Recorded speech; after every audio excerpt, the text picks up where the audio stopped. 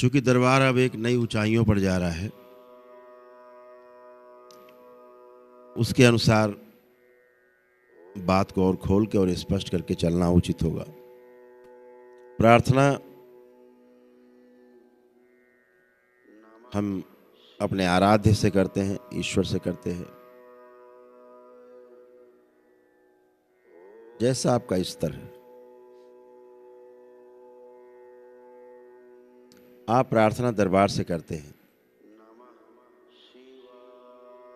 ये प्रार्थना करके आप अपने कष्टों को दरबार के सामने रखते हैं और आप निवेदन करते हैं। दरबार आपकी आस्था, विश्वास और श्रद्धा के अनुसार आपके प्रार्थनाओं को, निवेदन को पूर्ण करने की कोशिश करता है। आपके पुण्य के आधार पर पूर्ण करता है जो आपको दरबार से प्राप्त है।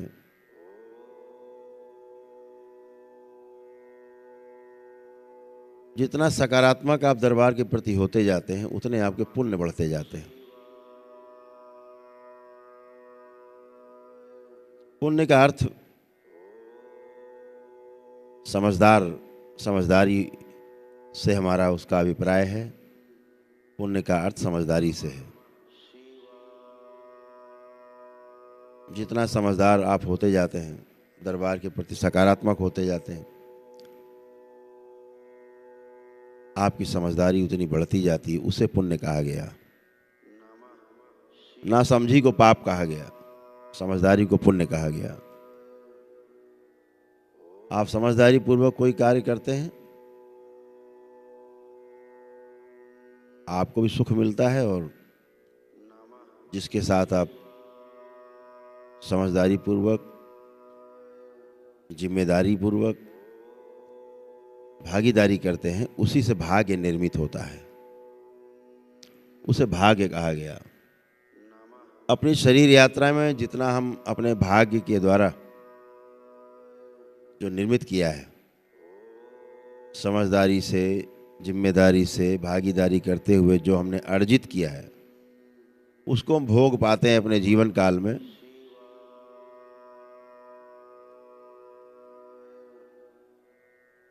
और जो भोगने से बचा रह जाता है, जब आपका अगला जन्म होता है तो बचा हुआ जो रह जाता है उसे प्रारब्ध कहते हैं। अच्छा हो या बुरा हो, उसे प्रारब्ध कहते हैं, और उसे आपको भोगने के लिए पुनः से जन्म लेना पड़ता है। पुनः से जन्म ना लेने का एक ही उपाय है कि अकाउंट नील रहे। अब न पाप है न पुण्य, आप दोनों से परे हो गए।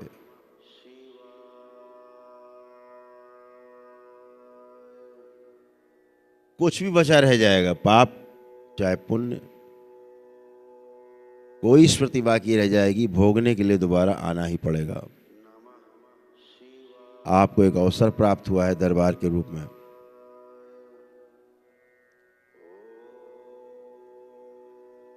कि अपने शरीर के अंतिम जीवन यात्रा के अंतिम चरण में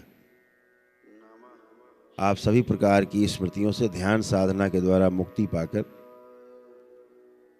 और समाधि को प्राप्त करते हैं। समाधि का अर्थ है समय से पार जाना। अभी आप समय के अंदर हैं।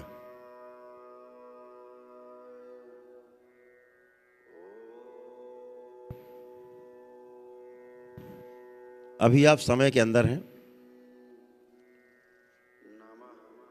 तो आपको उसकी पूरी महत्ता पता नहीं चलती।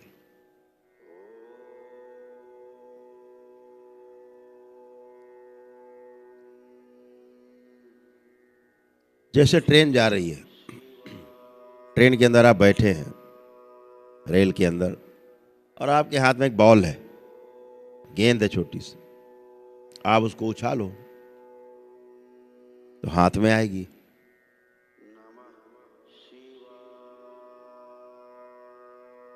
चाहे जितनी बार उछाल के देख लो, वो हाथ में ही आएगी।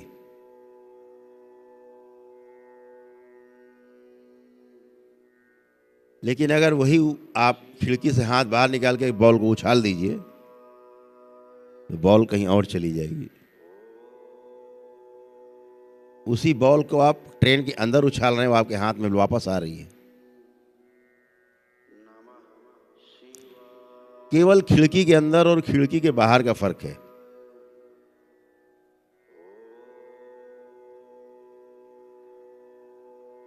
कितना अद्भुत है।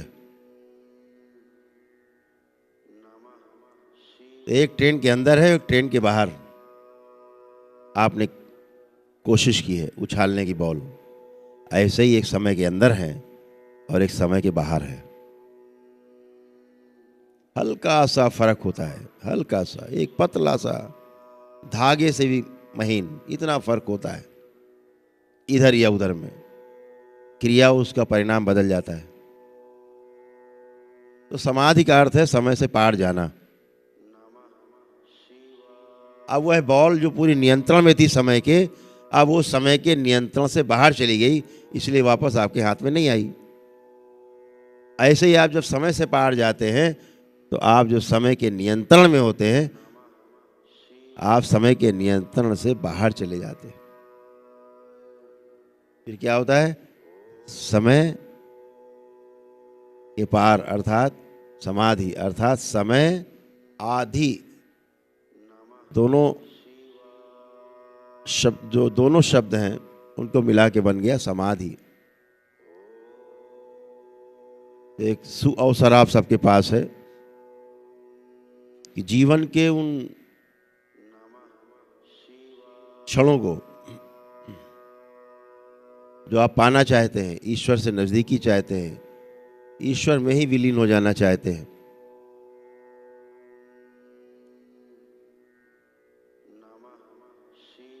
दरबार आपको वो सब उपलब्ध करा रहा है धीरे धीरे, कि आप ये करते करते धीरे धीरे इतनी सरलता से आप समय के पार जा सकते हैं। आपको कोई आश्चर्य नहीं होगा, अरे ये तो हम बड़े आराम से आ गए। ये बहुत आराम से जो आ गए वो नित्य अभ्यास के कारण होता है। एक कहानी सुनी थी हमने, ये किसान का बेटा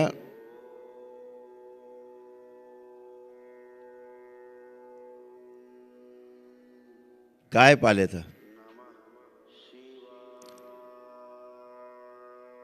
जब वो गाय ने एक बच्चे को जन्म दिया, बछड़े को, छोटा सा था, तो किसान का वो जो बेटा था उस बछड़े को अपने कंधों पर रख करके और घुमाता था, खिलाता था। ऐसा वो रोज करता था। एक भी दिन उसने चूक नहीं की अभ्यास में। अब गाय का बछड़ा हो गया 2 साल का, तो एक सज्जन आए, उससे उन्होंने कहा कि क्या इस बछड़े को, अभी जो काफी तंदुरुस्त हो गया था, बछड़ा बैल बन गया था, इसको कंधे पे उठा के घुमा सकते हो? तो कहा कैसे पागलपन की बात करते हो, बैल को कौन कंधे पे उठाएगा? उसने कहा देखो हम उठा देते हैं।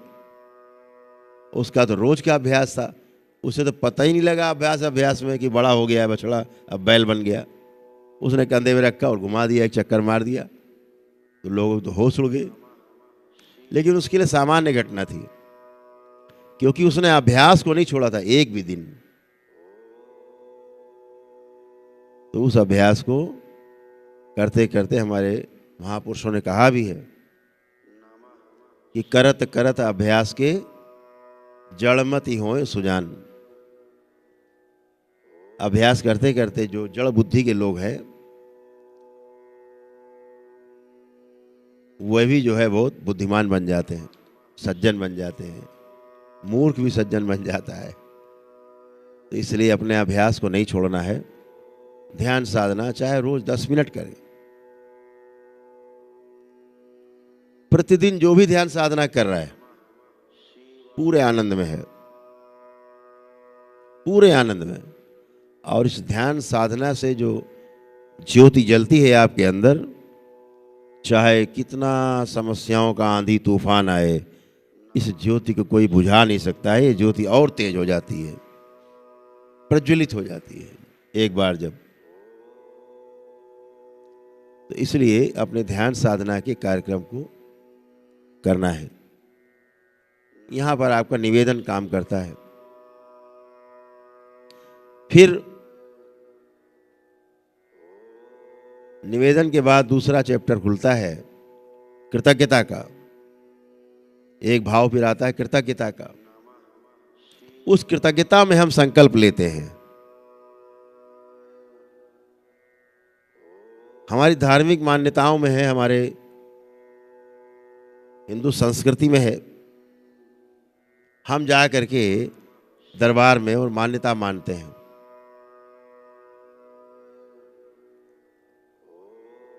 यह भोलेनाथ हमारा ये काम हो गया तो मैं ये करूंगा दरबार के लिए, ये संकल्प है। मेरा ये कार्य संपन्न हो गया तो मैं फिर ये करूंगा दरबार के लिए, ऐसा करूंगा, ये संकल्प है। तो प्रार्थना और संकल्प का अर्थ इतना ही है। प्रार्थना जब करते हैं तो ईश्वर से करते हैं, और संकल्प जब करते हैं तो स्वयं में करते हैं। और जितना ही आपका सत्य से भरा हुआ संकल्प होगा, वो बुद्धि का क्षेत्र है, जितना गहरा संकल्प होगा आप पाएंगे उतना ही तेजी से आपकी प्रार्थना पूरी होती है। ये संकल्प और प्रार्थना का हेड एंड टेल है। बहुत सूक्ष्म विज्ञान है। अभी हमारे बीच में एक बच्चा है, रहता है, बाबा माँ को बहुत प्रिय है, बड़े लाडले हैं बाबा माँ के, राहुल भामरा जी।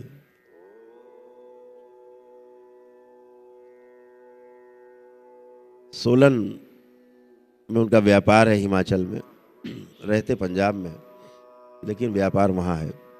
अभी हम लास्ट टाइम सोलन गए, उन्होंने ध्यान साधना का केंद्र बनाया सोलन में। बहुत खुशी हुई, बहुत खुशी हुई। हम तो आसपास के सभी जो क्षेत्र के दरबार के बाबा के भक्त हैं, शिष्य हैं, हम सभी से आग्रह करेंगे कि सोलन में जो ध्यान साधना का केंद्र बना है, राहुल भामरा जी ने बनाया है, वहाँ पर जा कर के नियमित रूप से अपनी ध्यान साधना कर सकते हैं। वो कुछ कार्यक्रम वहाँ के लिए बना रहे हैं।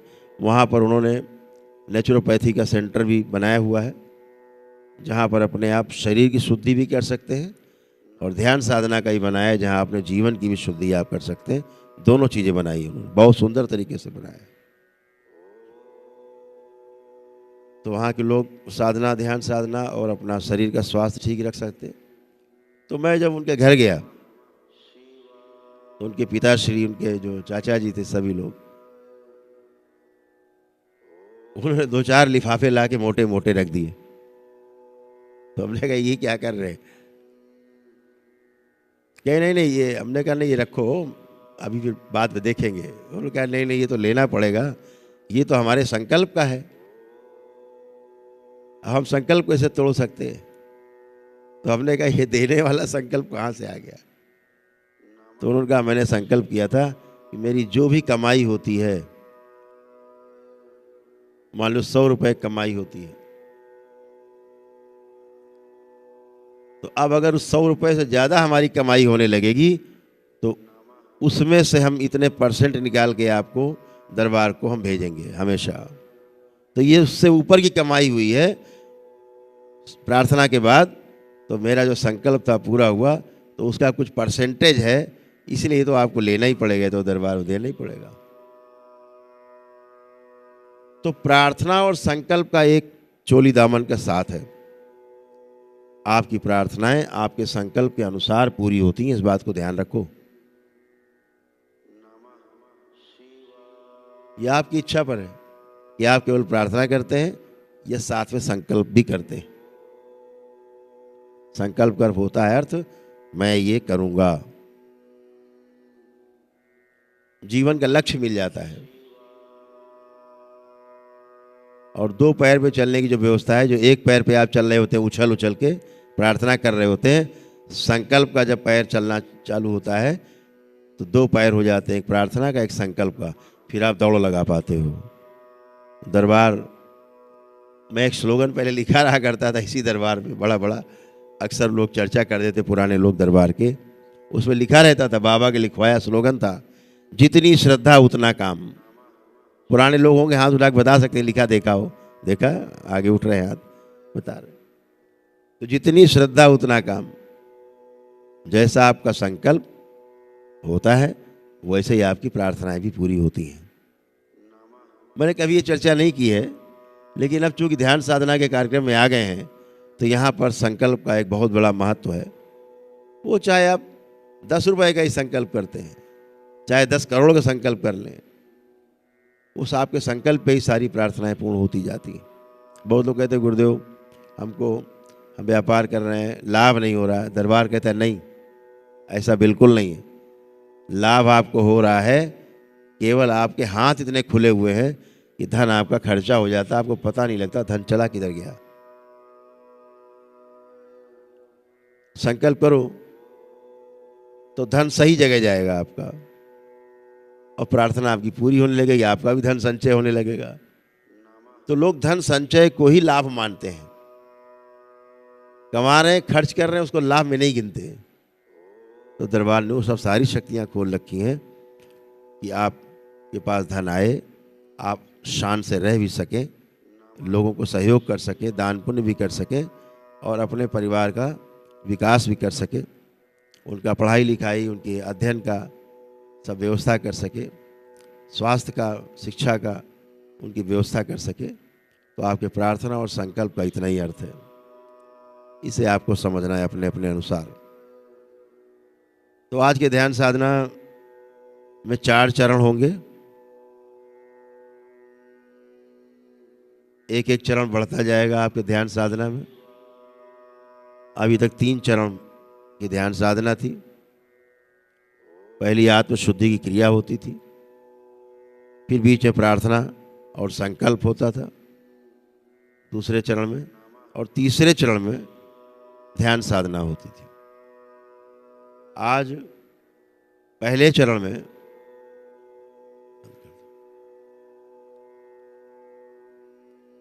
हम कुंभक का सदुपयोग करेंगे।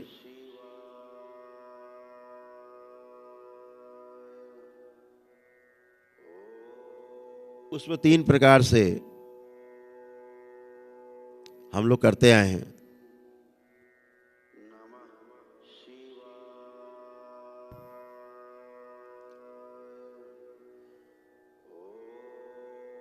प्राणायाम में हम लोग करते हैं।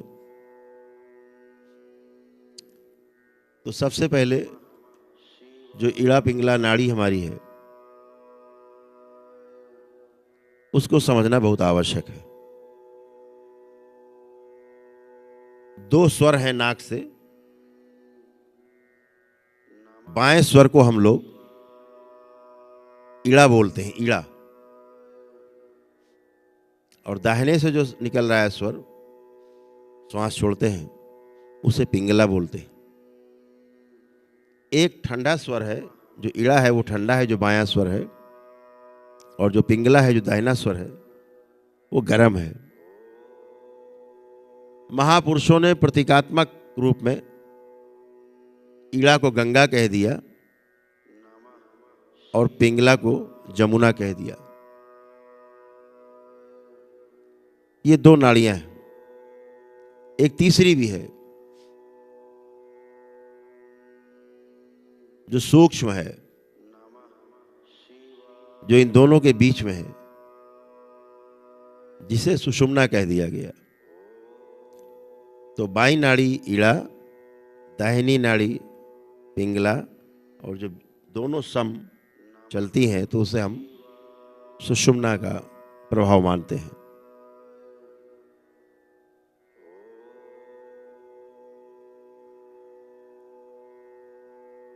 ऐसा है नहीं, इड़ा पिंगला के साथ में जो सुषुम्ना है वो सूक्ष्म है, जैसे ज्ञान सूक्ष्म है।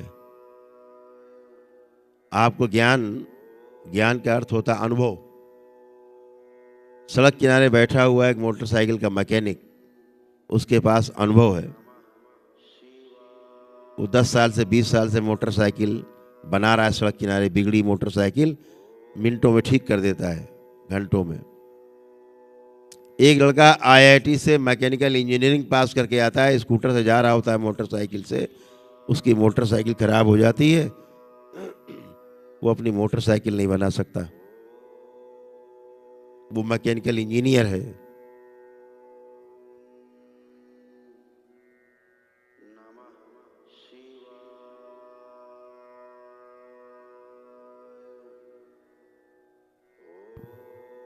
तो एक के पास डिग्री है, आईआईटी से पास होके निकला है बाहर, मोटरसाइकिल उसकी खराब हो गई, अपनी मोटरसाइकिल बना नहीं सकते।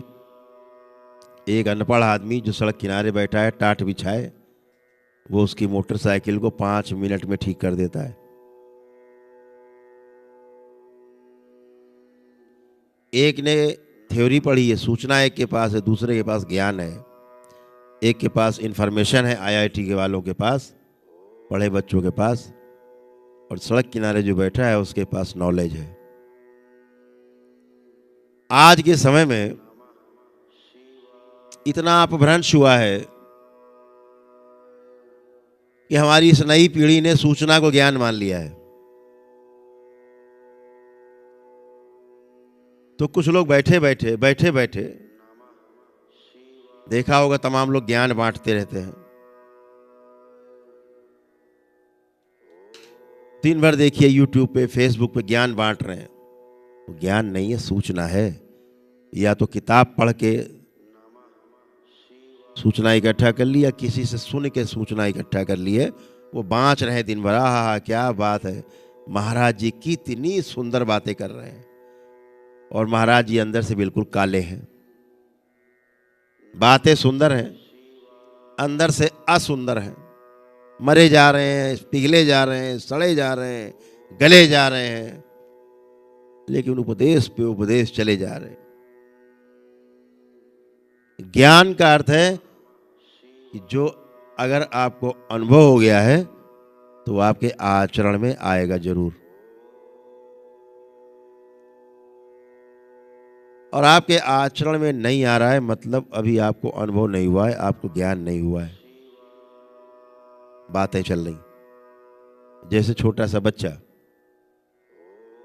जब तक उसने आग का छू करके अनुभव नहीं किया है, माँ रोटी बना रही है, बच्चा बार बार चूल्हे की तरफ जलती आग को देख करके आकर्षित हो रहा है, घुस रहा है उसी में, माँ फिर पकड़ती, इधर आओ नहीं जल जाओगे। उसे जलने का अनुभव नहीं है, वो बार बार चूल्हे की तरफ भागता है। एक बार माँ रोटी बेल रही, जरा सा चूक गई, तब तक श्रीमान जी ने हाथ उसमें घुसेड़ दिया चूल्हे में, बस अनुभव हो गया। अब ये बच्चा जवान होगा, बूढ़ा होगा, मर जाएगा, लेकिन आग के अंदर कभी हाथ नहीं देगा, ये उसका अनुभव है, उसके आचरण में आ गया। अनुभव आचरण में आके रहेगा, बचने का उपाय नहीं। मर जाएगा तभी आप उसको चिता में रख सकते हो। काश वो जिंदा हो तो आप चिता क्या, उसकी उंगली नहीं आग में छुआ सकते, भागेगा आदमी। तो अनुभव में और सूचना में इतना अंतर है। माँ सूचना देती रहती, बच्चा कहता आ गाना बज रहा है, हाथ तो घुसेड़ेंगे, जलती आग में घुस गए, अनुभव हो गया, आप नहीं घुसेंगे। अब हाथ पकड़ के आग में डालोगे बच्चे को तो वहाँ चिल्लाएगा, अरे मर गए, उधर नहीं ले जाओ। तो अनुभव में सूचना में ये फर्क है। दिन भर यूट्यूब पे और आपके फेसबुक पे ज्ञान बट रहा है, दिन भर ज्ञान बट रहा है। अभी एक न्यूज चैनल है, राष्ट्रीय चैनल है, वो एक बड़ा काम कर रहे हैं कि जो धार्मिक लोग हैं उनको बुला बुला करके और चर्चा कराते हैं।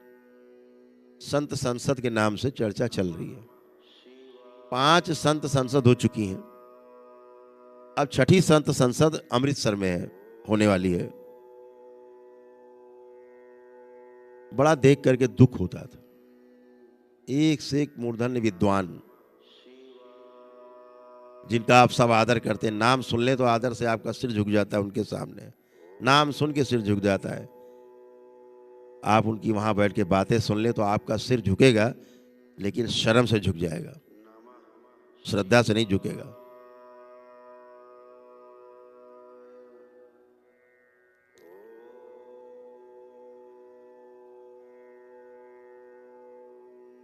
अनुभव नहीं है, खाली पिटारा है। थोथा चना बाजे घना।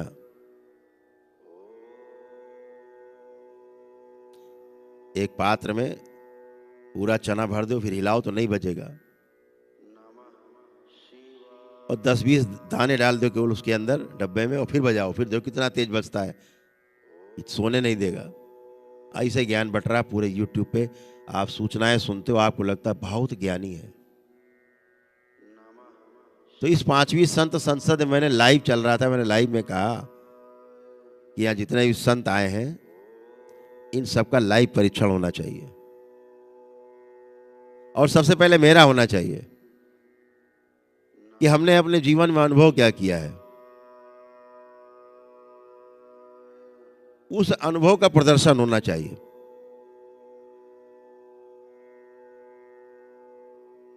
सूचना से काम नहीं चलेगा। सब इतना पढ़ लिए हैं, सब एक दूसरे की बात को चिल्ला रहे हैं, नेता बन गए सारे, यहाँ सब लीडर बन गए।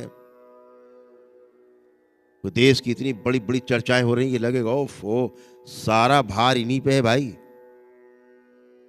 ध्यान साधना से गायब है, ध्यान साधना है नहीं, ना कर पा रहे हैं ना करा पा रहे हैं।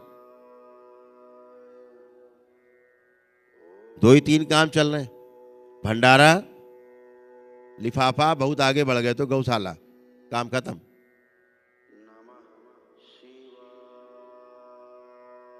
देख के दुख होता है।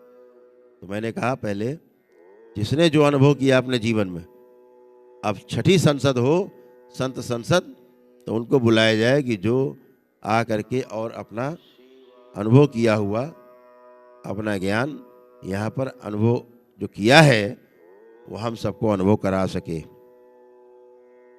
अगर आपने अनुभव किया तो आप हमें अनुभव करा सकते हो।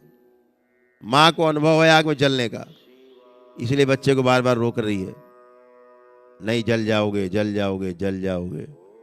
बच्चे के पास सूचना है, अनुभव नहीं है। तो आपको यदि अनुभव हुआ है तो आप हमें अनुभव करा सकते हो।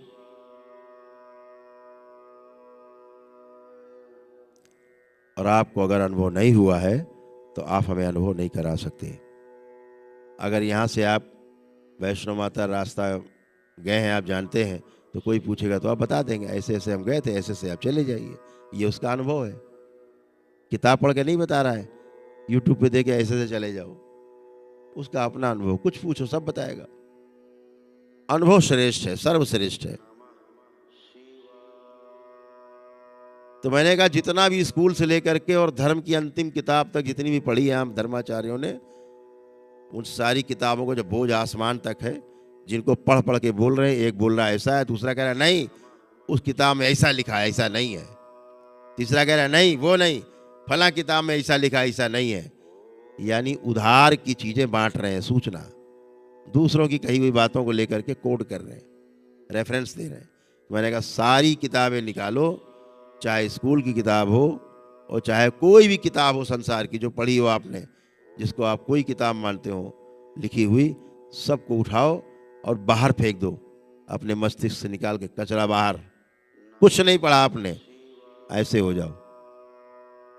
दूसरा, जिनको ईश्वर अल्लाह गॉड भगवान कुछ ही मानते हो, देवी देवता सब बाहर रखो, सब बाहर हो गया। चलिए ये भी बाहर हो गए हमारे दिमाग से। और जितना आधुनिक विज्ञान है, जो उसने जो यंत्र के द्वारा हमें जो सिखाया है, समझाया है, देखा है हमने, वो सारी टेक्नोलॉजी भी हम बाहर रख देते हैं। अब ये 3 चीज़ें बाहर हो गई दिमाग से आपके। अब आप बचे स्वयं। जब आप स्वयं बचते हैं तो उसे कहते हैं अनुभव। तो अब बताइए आपको अनुभव क्या हुआ है? अपना किताब की बात करेंगे, न देवी देवता भगवान या किसी आदि महापुरुष की बात करेंगे, और ना ही कोई टेक्नोलॉजी की बात करेंगे। अब आप बचे हैं, आप बताइए आपने जीवन में अनुभव क्या किया है, उस अनुभव के आधार पर बात होगी। तो बहुत लोगों को हमारी बात से झटका लग गया, और दरबार का काम है झटका देना, झिझकोरना। दरबार यही काम करता आ रहा है शुरू से। हमने कहा भाई जिसके पास जो विद्या है, जिसके पास जो अनुभव है, किसी को स्वस्थ करने की, अच्छा करने की, रास्ता दिखाने की समाज को, वो प्रदर्शित करे, ताकि लोगों को पता रहे कि किसके पास कौन सी विद्या है, तो वो उसके पास जा सके। जैसे जो डॉक्टर है लिखा रहता है बाहर, वो चाइल्ड स्पेशलिस्ट, बच्चों का डॉक्टर, लिखा रहता है हार्ट स्पेशलिस्ट, हृदय के डॉक्टर, लिखा रहता है ये न्यूरो के डॉक्टर। तो सबको पता है ना, ये किडनी के डॉक्टर, तो जिसको जो रोग होगा उसी के पास चला जाता है। बोर्ड लगा है, आपका भी तो बोर्ड दिखना चाहिए। आपको क्या पता हुआ है, जीवन में क्या अनुभव किया है, या केवल बड़ी बड़ी दाढ़ी रख लिए, बड़े बड़े बाल बढ़ा लिए, गिरे हुए कपड़े पहन लिए, या हमारी तरह सर मुड़ा के बैठ के कपड़े पहन के भेष बना लिया, ऐसे ही बैठ गए, बेवकूफ़ बना रहे हो सबको, दुनिया को। भाई बहुत लोगों को खराब लग गया। और हम बताएं, खराब उसी को लगा जिसके पास अनुभव नहीं था। अनुभव नहीं था। एक सज्जन उस संसद में इतना चिल्ला रहे थे, माइक पकड़ लिया, 1 घंटा छोड़े नहीं, खोपड़ी बड़ी मुड़ा के बड़ी मोटी चुटैया रख ली, तिलक तिलक त्रिपुण लगा के, गेरुआ वस्त्र पहन के आ गए, लगे झाड़ने सूचना। उनको बहुत खराब लगा, अरे साहब ऐसा कैसे बोल दिया। उनसे संचालक ने कहा टेलीविजन के कि तुमने बकबक बकबक बोल तो दिया, लेकिन जब वो करौली शंकर सामने बैठेंगे तो तुम्हारी घी बंध जाएगी। जब अनुभव की बात करेंगे वो, तो तुम्हारी हेकड़ी निकल जाएगी 2 मिनट में। तो उन्होंने लिखा पढ़ी में माफी मांगी। तो सूचना और ज्ञान में ये फर्क है। तो आप सब परम सौभाग्यशाली हैं कि सूचनाएं तो आपके पास लाखों रही हैं, अब आप अनुभव की ओर बढ़ रहे हैं, और आपको पूरा ध्यान अपने अनुभव प्राप्त करने में लगाना है, अनुभव को उपलब्ध होना है। अनुभव आपको होता नहीं, अनुभव को आप उपलब्ध होते हैं। और जैसे ही आपको अनुभव होता है, आपको सूचना का प्रमाण मिल जाता है। प्रमाण अनुभव से ही मिलेगा, सूचना से नहीं। रास्ते में माइल स्टोन रहता, लिखा रहता दिल्ली 320 किलोमीटर दूर, सूचना है। दिल्ली 319 किलोमीटर दूर, सूचना है। ये सब सूचना है। लेकिन जब जहां लिखा होता है माइल स्टोन पे दिल्ली 0, ये प्रमाण मिल गया, दिल्ली आ गए, ये अनुभव हो गया। तो अनुभव और प्रमाण में इतना फर्क नहीं है। अनुभव ही प्रमाण है, प्रमाण ही अनुभव है। तो सूचना से आप अनुभव की ओर यात्रा कर रहे हैं। ध्यान रखें, अपने अनुभव को अपने अंदर ही शेयर करें। अपना अनुभव किसी अन्य को शेयर नहीं करें, क्योंकि उससे दूसरों में भ्रम उत्पन्न हो सकता है। हमने YouTube चैनल में कई जगह देखा है, कुछ लोग दरबार के संकल्प कराने लगे, आओ हम संकल्प करा रहे। इस देश की समस्याओं के बारे में, उसके समाधान के बारे में मैं बोलूं, और वही बात अगर इस देश का प्रधानमंत्री बोले, दोनों की बात एक ही है, लेकिन दोनों की बात का जो परिणाम आने वाला है वो अलग अलग है। उनकी बात को वजन दिया जाएगा राजनीति में। जो प्रधानमंत्री देश का कह रहा है वो बात एकदम करेक्ट, बात एक ही होती है। एक खुद समस्याओं से घिरा व्यक्ति दीक्षा दे रहा है, उसकी समस्याएं दीक्षा के साथ साथ जाएंगी स्मृति के रूप में। आप उससे बच नहीं सकते परंपरा से। संकल्प प्रार्थना करा रहे हैं बैठ के, अपनी समस्या साथ में आपको बांटे दे रहे हैं, सबको बांट रहे हैं। बेचारे भक्तों को पता नहीं, कुछ लोग ग्रुप बना बना बैठे हैं और कुछ नौटंकी बना के बैठ करके पूरा आप देखेंगे डिट्टो जो हम संकल्प कराते हैं बिल्कुल डिट्टो संकल्प ध्यान साधना करा रहे हैं बैठ के, सबको बेवकूफ बना रहे हैं। आपको दरबार जो बताता है आप देखते हैं, आपने सुना समझा, अपना आप स्वयं घर में करें। आप अपना चैनल खोल लें दरबार का। अभी हम ध्यान साधना के कार्यक्रम में उतरेंगे। इतनी लंबी बात हमने आपसे इसलिए की है ताकि आपको असुविधा ना हो जीवन में। तो जो भी ध्यान साधना का कार्यक्रम होता है, अगर कोई लेट हो गया है, नहीं कर पा रहा है, तो वीडियो तो पूरा पड़ा ही हुआ है। किसी भी समय खोल कर सीधा 11 जलाई और ध्यान साधना का अपना खोला चैनल अपना, और ध्यान साधना पूरा सुनते हुए परिवार ने बैठ के कर लिया। कोई आपत्ति नहीं है, क्या दिक्कत है, खूब करिए। अब आपने सीख समझ लिया है तो आप घर में रोज कर सकते हैं।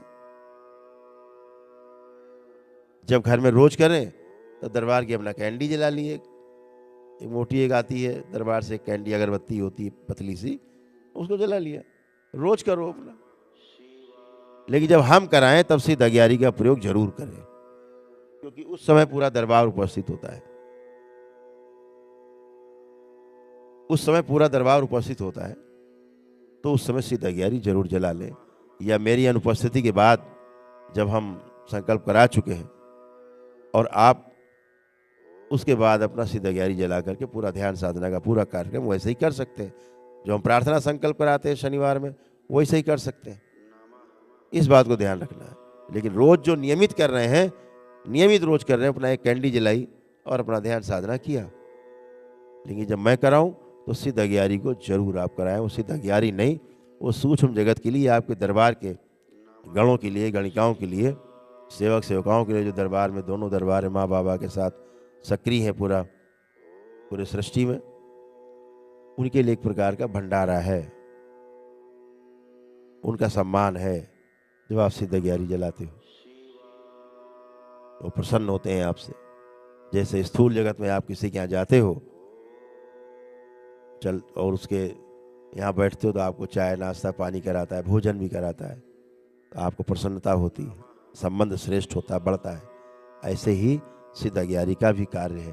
दरबार जाता है और आपके यहाँ एक प्रकार से सुगंध का भोजन ग्रहण करता है, तो उसे करते जाएंगे। दूसरा, ध्यान साधना की दरबार की जो विधि है, ये भी आपको सूचना दे दें, वो दरबार की बाबा और मां के द्वारा निर्मित विधियां हैं। किसी की उधार की विधि नहीं है कि कहीं कोई करा रहा है तो दरबार उसकी नकल करके करा रहा है। नकल का मतलब स्मृति आएगी उसकी। किसी परंपरा की विधि का हम यहाँ आपको कराने लगेंगे, उस परंपरा के कष्ट, उस परंपरा के रोग, उस परंपरा की जो विकृति है, मानसिक विकृति है, या उस परंपरा का किसी परंपरा से विरोध रहा है, तो उसकी गंदगी आप में आएगी, आएगी और आएगी। इसलिए किसी दूसरी परंपरा की विधियों का अगर आप पालन करते हैं तो आपको कष्ट में रहना होगा। इससे आपको संसार में कोई नहीं बचा सकता। तो दरबार की अपनी बनाई गई विधियां हैं,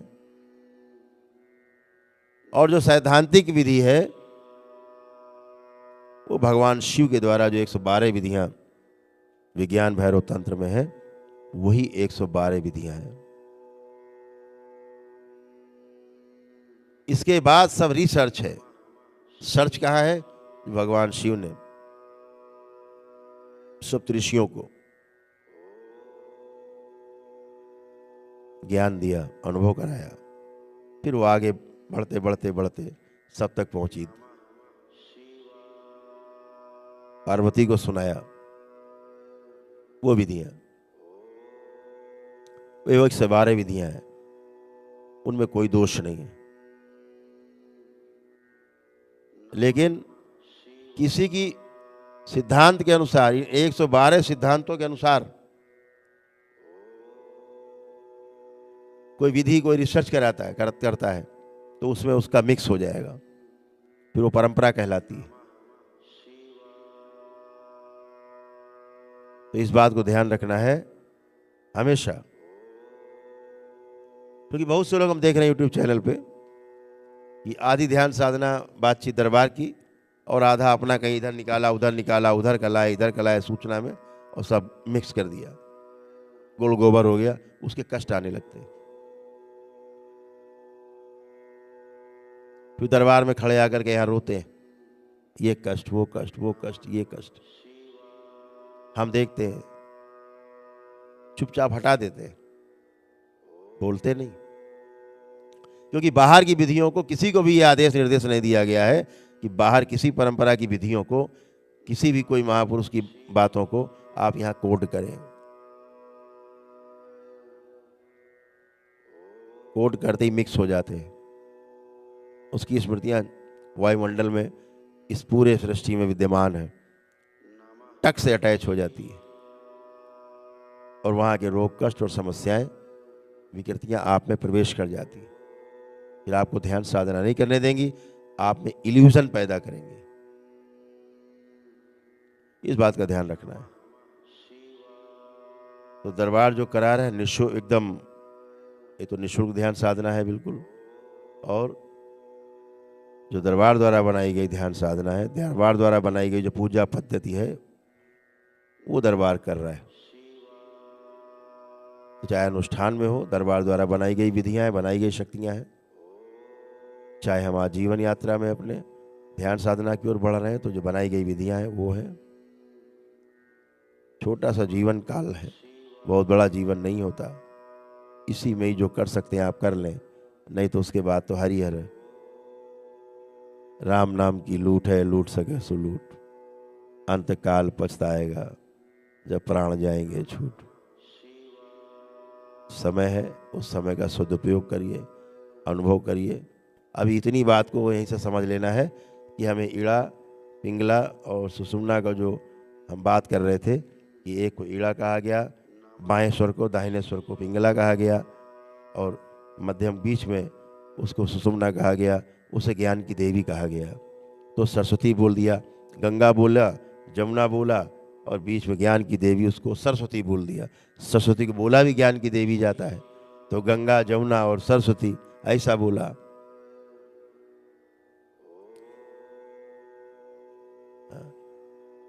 तो किसी ने क्या बोला, जैसे धारा और राधा अक्सर हम बोलते हैं कि भाई लोगों को बेवकूफ़ मत बनाओ। राधा एक संकेत है, राधा एक इशारा है, जैसे सरस्वती एक इशारा है, संकेत है।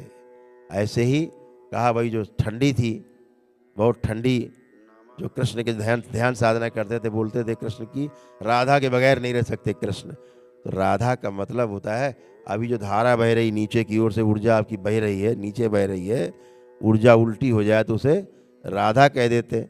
नीचे जा रही तो धारा बोल दिया, धारा का उल्टा कर दो, धा पहले और रा तो धारा हो गई, और रा पहले आ गया, धा बाद में हो गया तो राधा हो गई।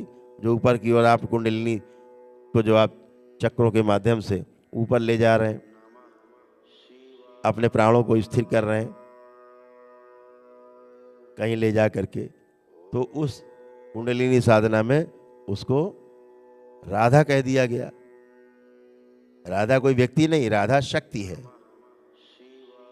तो वो शक्ति कौन सी है? वो कुंडलिनी शक्ति में जो सरस्वती के स्थान पे हम उसका सांकेतिक प्रयोग करते हैं। तो ये जो प्रयोग इस तरह के हैं, वो हम लोगों ने जैसे कहा, बायों को कहा रुक्मणी, कूल थी, ठंडी थी, तो ईड़ा हो गई रुक्मणी। तो पिंगला हो गई सत्यभामा, सत्यभामा बड़ी क्रोधी थी, जो भगवान श्री कृष्ण की धर्मपत्नी थी, बहुत क्रोधी थी, गर्म थी। तो बाएं को कहा रुक्मणी, दाहिने को कहा सत्यभामा, और जो ज्ञान की देवी उसको कहा राधा। जो धारा का उल्टा हो गया तो राधा कहा, तो उसे राधा का ज्ञान की देवी है। तो भगवान श्री कृष्ण बगैर राधा के नहीं रह पाते थे, अर्थात हमेशा उनका जो है ऊपर की ओर ही उनकी गति थी, नीचे की ओर धारा नहीं थी, ऊपर की ओर राधा थी। तो सदैव राधा के साथ, ज्ञान के साथ रहते थे। राधा ज्ञान का प्रतीक है, राधा शक्ति है, राधा कोई व्यक्ति नहीं। आप देवी देवता मान के पूजने लगते हैं, और सरल हो गया, बैठ के घंटी हिलाई, अगरबत्ती सुलगा दी, हो गया काम राधा का। अरे भैया राधा प्रयास करो, कहा ना कि करत करत अभ्यास की जड़मति होए सुधान। तो जो सुजान बनना है तो राधा धारा से कटना है, नीचे बहाव बंद ऊर्जा का, ऊपर की ओर ऊर्जा बहने लग जाए आपके प्रयास से। वो राधा है, वो शक्ति है, वो पूजनी है शक्ति, वो आपकी है राधा। जैसे कृष्ण की राधा वैसे आपकी राधा। सबकी राधा अलग अलग है, सबकी कुंडलिनी शक्ति अलग अलग है। राधा कोई व्यक्ति नहीं कि मूर्ति बना के आप पूजने लगो। राधा को पाने के लिए लोग हिमालय चले जाते हैं और वहां जा करके उस ज्ञान को प्राप्त करने की कोशिश करते हैं ध्यान साधना के माध्यम से, जो आप दरबार में बैठ के कर रहे हो। तो हमेशा बात खुली रहे, दिमाग खुला रहे। इसको ईड़ा पिंगला और सुषुम्ना को कई नामों से पुकारा गया है। हम कम से कम 10 नामों से आपका परिचय करा सकते हैं ईड़ा पिंगला और सुषुम्ना का। अभी इतने से काम चलाते हैं, अगले सेशन में इस पे विस्तार से चर्चा होगी।